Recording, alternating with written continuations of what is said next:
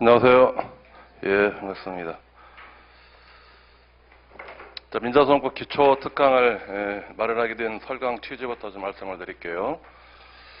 집행법 여러분 공부하다 보시면 알겠지만은 집행법에서 민사소송 관련된 내용들이 상당히 많이 나옵니다. 그 이유는 예전에 우리가 그걸 구민사소송법이라고 표현합니다. 즉 민사집행법이 별도 법으로 빠져나오기 전에는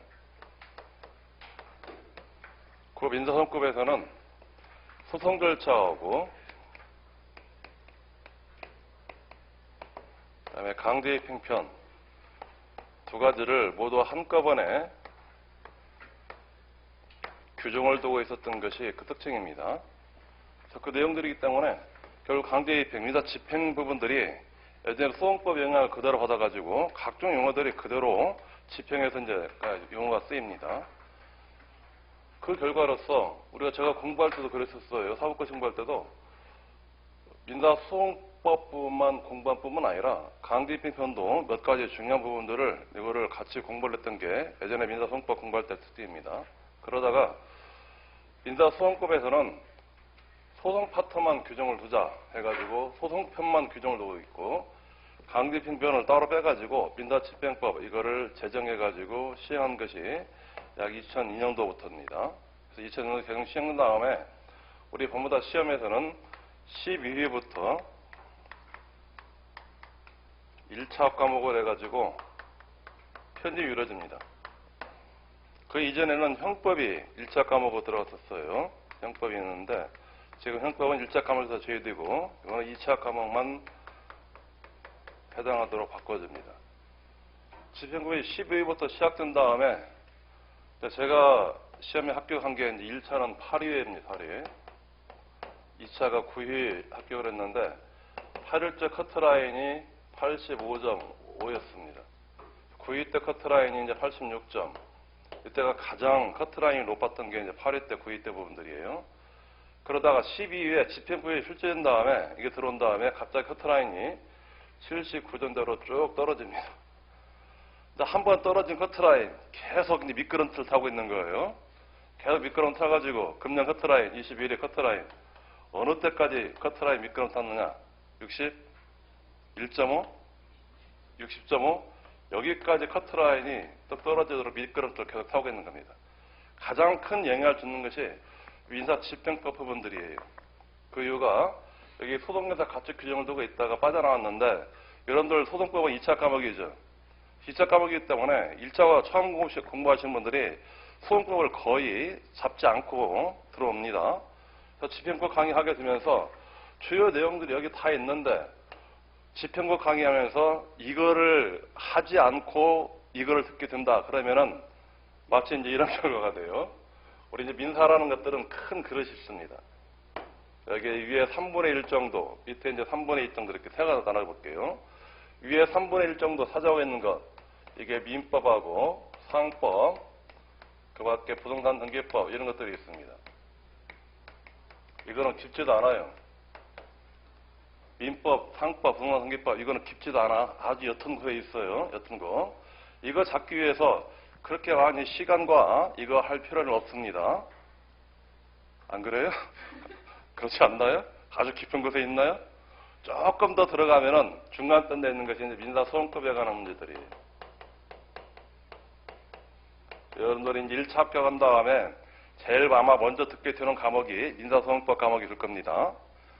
이거 듣게 되면은 내 1차 때 도대체 뭘 공부했을까? 이거 의문도도록 하는 것이 소송법 문제들입니다. 이걸 갖춰가지고 최종적으로 나오는 것이 이제 민사집행법 부분들이에요.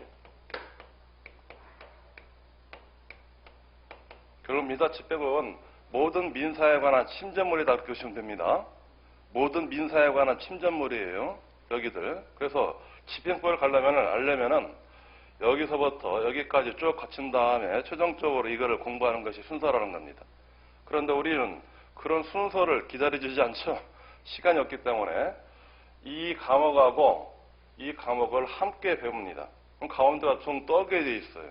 떠게 돼 있습니다. 그래서 집행법 강의를 하게 되면서 항상 아쉬웠던 것이 학원에서 일단은 기본적으로 민사소송의 기초라도 알 수 있을 만큼 특강을 해야 되겠다라는 필요성들을 여러 차례 느끼고 있던 차에 근년에 서울 저쪽 학원에서 1차를 준비하는 사람들을 위해 가지고 이런 강좌가 필요하겠다 해가지고 제가 이제 7월 달에 이 기초 특강을 실시하게 된 겁니다. 그래서 이 부분들은 아마 수험생들이 많은 필요성을 갖고 있던 그런 부분인 것 같아요. 필요한 부분들을 소송법 내용들도 굉장히 많습니다. 소송법, 민사소송법에 아마 여러분 2차 하시면은 민사소송법 책이 이시훈 선생님 책을 주로 봅니다.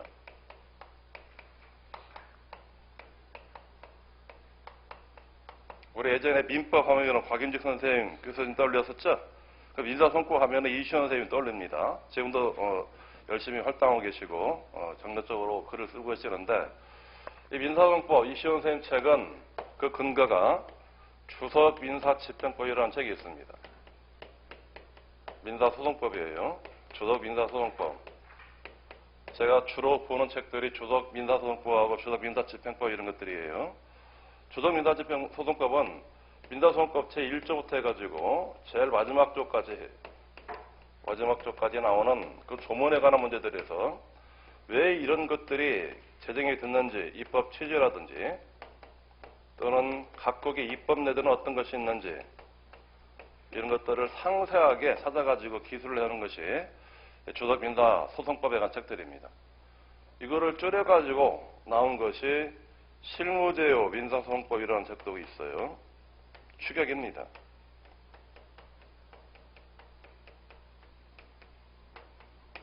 이거는 비교적 실무 부분들을 강조한 부분이에요. 실무 부분들을 강조한 책들이고 여기서 필요한 부분들만 추려가지고 쓴 책, 이거를 한 권으로 쓴 책이 민사소송법 부분들입니다. 여기는 어떤 절차적인 실무 부분뿐만 아니라 주로 어떤 이론적인 부분, 이론 부분을 강조해가지고 쓴 책이 민사소송법 이시훈 선생님 책입니다. 그래서 이거는 아마 법무사 시험이든 사법고 시이든 법원행시이든 소송법에서 바이블처럼 취급하는 책들이에요. 여러분들도 아마 동체 강의 시험 합격까지 하게 되면은 민사소송법 이시훈 책 가지고 이제 공부를 하게 될 겁니다.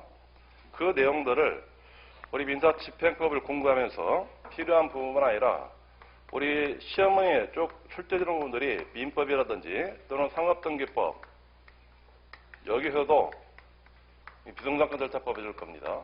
동남등기법 또는 상법 여기에서도 관련된 민사소송법에 관련된 지문들이 빠짐없이 출제가 이루어집니다. 아마 금년에 쭉 파악을 해보니까요. 우리 1차 상업 중에서 민법, 상업등기법, 동남등기법, 상법, 민사집행법 물론 가장 많이 출제된 것이 민사집행법 부분들이에요. 여기에서 총 지문이 약 40개 넘게 소송법과 관련된 지문들이 출제가 됩니다. 40개 넘으면, 지문이 40개 넘으면 문제수로 약 8문제에 해당하는 것들입니다. 이런 내용들이 소송법에 관한 내용들을 물어보는 문제가 다도 출제이기 때문에 여러분들이 1차를 공부하시면서 그런 소송법에 관한 기본적인 내용이라도 어느 정도 감을 잡고 이런 실제법이나 절차법을 접근하는 그런 순서가 필요하겠다라는 게 이 강의를 만드는 취지입니다. 그래서 모든 내용들을 다 하지 못하니까 거기서 민사소송법 내용 중에서 꼭 공부해야 될 파트 부분들만 주제를 약 28개 주제를 선정해가지고 그 주제 부분만 집중적으로 공부하게 될 겁니다. 물론 이 내용들은 기본적으로 편제나 이런 것들을 이시훈 선생님 책 이걸 기준으로 삼았습니다. 이걸 삼고 그다음에 그에 관한 목차나 이런 것들을 그대로 따랐어요. 다만 불필요한 부분들은 과감히 없애버리고 일정 공부할 때 필요한 파트들만 집중적으로 이 시간부터 5회에 걸쳐가지고 그런 강의를 하게 될 겁니다. 자, 거기 설명 취지고요. 교재 한번 볼까요? 자, 교재에서 차례부터 한번 보십시오. 차례에 총 28개 주제가 있을 겁니다. 주제 1번에 있는 건 관할 파트. 이 관할 파트는 소송법뿐만 아니라 집행법에서도 자주 출제되는 파트이기 때문에 관할 파트들은 잘 정리하셔야 됩니다. 주제 두 번째인 거 사망자를 당사한 소송. 이거는 집행부에서 단글로 출제되는 지문들이에요. 사망자를 당사한 소송 이것도 아셔야 되고 주제 3번에 있는 거 당사자 격. 이 파트들은 등기든 민법이든 상업등기법이든 상법이든 자주 출제되는 것이 당사자 적격 파트들입니다. 소송상 대리인제도들은 이거는 많이 출제 안 되고 있는 부분들이고요. 소외이익 파트들은 이거는 공탁법이나 아니면은 민사집행법 이런 부분에서 소외이익 파트가 출제가 이루어집니다. 소송구조는 집행법에서 아직 출제는 안 되고 있지만은 이거는 출제 될 걸로 보고 제 소송구조 파트들을 거기에 넣습니다. 중요한 건 소제기 효과에서는 민법에서 섬유시효 중단 효력과 관련된 문제들이에요. 섬유시효 중단 사유가 몇 가지가 있죠? 어떤 사유가 있습니까? 그 중에 가장 대표적인 게 재판상 청구 부분들입니다. 재판상 청구하는 거, 이게 소를 제기하는 것을 말합니다. 그럼 소를 제기했을 때 실체법 쪽으로 시효 중단 효과 생기고 또 일정한 그런 제적 기간 준수 효과 발생하게 됩니다.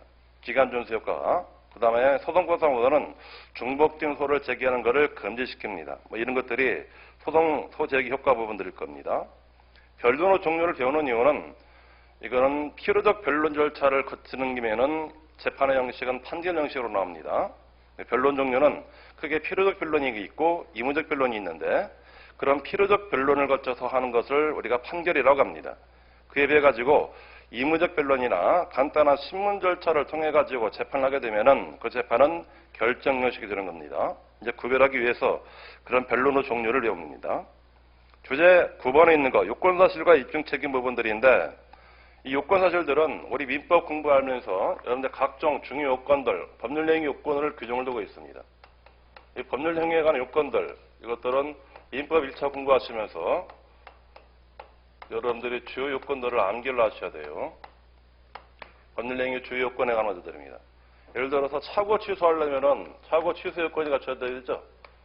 차고 취소 요건 민법에서 어떻게 되어 있나? 어떻게 되어 있습니까? 차고 취소?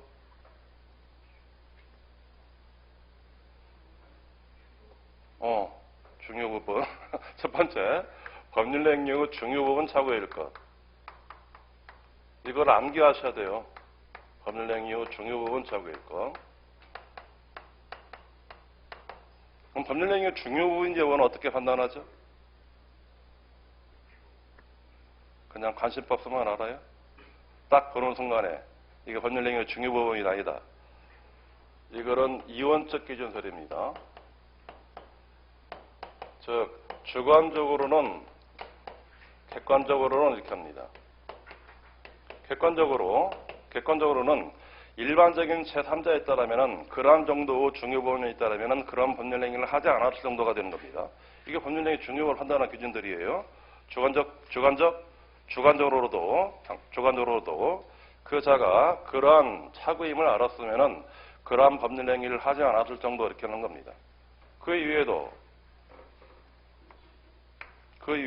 법에 조문은 없지만은 법에 조문의 규정은 없지만은 또 한 가지 요건이 갖춰야 돼요. 표자의 중과실이 없을 것입니다. 무증과실이에요. 표자의 무증과실. 이거는 조문에 없는 요건이 됩니다. 조문에 이렇게만 되어 있죠? 민법, 법률행위 중요 부분.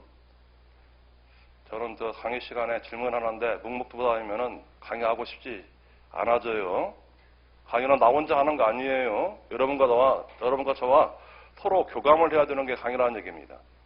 그냥 교감하기 싫으면은 동영상하기 드는 거죠. 동영상하기. 동영상하기. 그러니까 허수아비처럼 가만 앉아가지고 질문하는데 답변 않고 하지 않고 있다. 제일 싫어하는 게 그런 스타일들이에요. 강의 시간에 또 한 가지. 그냥 자기 혼자만 강의합니다. 있는 사람들이 알아듣든 뭐라듣든 그냥 나는 나의 길을 가겠다. 그런 강의도 저 싫어합니다. 표정 딱 훑어볼 거예요. 질문할 겁니다. 그런데 답변을 않고 있고 껌뻑거리고 있다. 그러면 모르는 걸로 간주하고 그 부분들을 다시 설명을 해야 돼요. 그래야 여러분들하고 저하고 교감이 돼야 됩니다. 자, 금년에 우리 민법 2차 문제에서 중요 논점 중에 한 문제, 50점짜리 문제가 사행위 취소에 관한 문제들이에요. 사행위 취소할 때는 어떤 요건이 갖춰야 되죠? 사행위 취소 요건?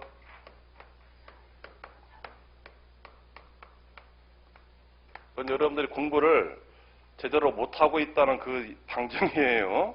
민법을 공부하면서 자기 기본서를 갖고 공부할 때는 어떤 의, 요건, 효과 이런 것들은 늘 암기하는 습관을 가르쳐야 됩니다. 아마 강사님들이, 법무사님들이 수없이 강조를 했을 거예요. 그래서 교재를 그냥 표면적으로 읽지 마시고 거기 어떤 의의가 뭐가 어떤 게 의의인지 그리고 그에 관한 법률행 요건이 뭐가 되는지 그로 인해서 어떤 효과가 생기는지 그래서 의, 요건, 효과 세 가지는 늘 눈을 감고 자기가 반복해가지고 암기하는 습관을 가르쳐야 됩니다. 자, 사행위 취소 효과를 일반적으로 크게 세 가지로 얘기합니다. 먼저 취소시킬 수 있는 채권자의 피보전 채권, 피보전 권리가 존재됩니다.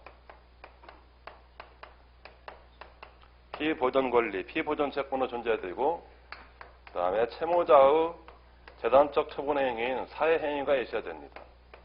이 사회행위는 채무자가 재단적 처분 행위 그렇게 합니다. 그로 인해서 뭐가 있어야 되죠? 사회의사가 있어야 되는 겁니다. 채무자가 재단적 처분 행위를 통해 가지고 거기에 다른 채무자가 내 채권자들이 이런 재단적 처분을 했기 때문에 공동담보가 부족한다는 것, 이 공동담보 부족을 인식하는 것, 이게 사회행위 의사라고 합니다. 그런 재단적 처분 행위를 했기 때문에 내 채권자들이 더 이상 내 책임자산에 대해서는 전부 다 변제받지 못하겠구나 라고 인식하는 것, 이게 공동담보 부족 인식, 이거를 사회의사라고 하는 겁니다. 이런 것들은 요건사실이기 때문에 그거를 요건사실 부분들은 그거를 주장하는 자가 입증 책임을 집니다. 그래서 요건사실과 입증 책임에 관한 문제들이에요. 요건사실 입증 책임 문제.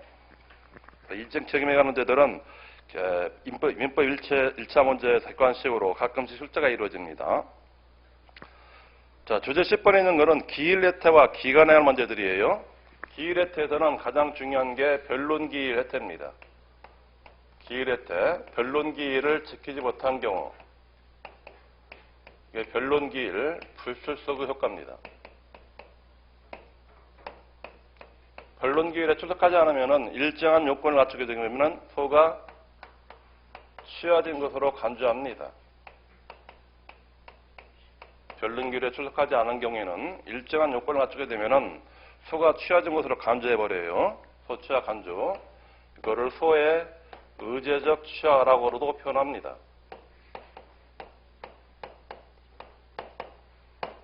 여기에서 민사소송법에 관한 규정하고 민사소송법상의 규정하고 민사집행법상의 규정이 약간씩 다릅니다. 자, 민사집행법, 우리가 배당이유소에 관한 문제인데요. 배당이유소에서